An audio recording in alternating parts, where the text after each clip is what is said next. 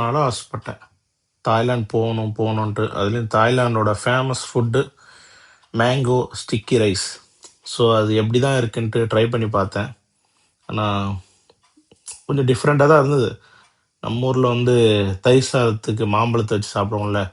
So இங்கே என்னென்னா கொஞ்சம் ரைஸை கொடுத்துட்டு ஒரு மாம்பழம் பீஸ் அப்படி அப்படியே வச்சுட்டு பார்த்தீங்கனாலே தெரியும். அங்கே ரைஸ் தெரியுதாங்க.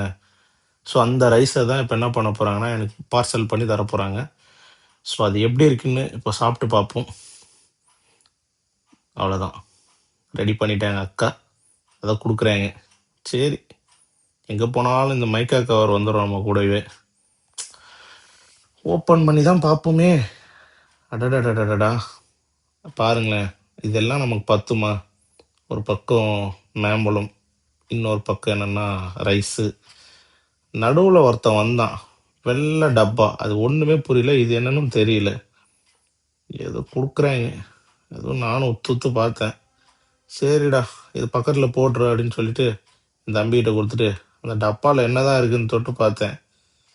இது வெள்ளையாக இருக்குது, பார்க்க வித்தியாசமாக இருக்குது. சரி, அதையும் பக்கத்தில் வச்சுட்டு இதுதான் என்ன கொடுத்தான், அதுவும் ஓப்பன் பண்ணி பார்த்தேன். இதுக்கு மேலே வேலைக்கு ஆகாது, சாப்பிட்டு பார்ப்போமேன்னு சாப்பிட ஆரம்பிச்சது தான் ஃபஸ்ட்டு மாம்பழமே தவறிச்சு. சரி, தூக்கி போட்டாச்சு. போட்டதுக்கப்புறம் தான் இன்னொரு மாம்பழத்தை எடுத்து சாப்பிட்டேன். ரெண்டுத்தையும் ஒன்றா வச்சு சாப்பிட்ணுமான்னு தெரியல, பட் ஓகே, பரவாயில்ல, வேற லெவலுங்க.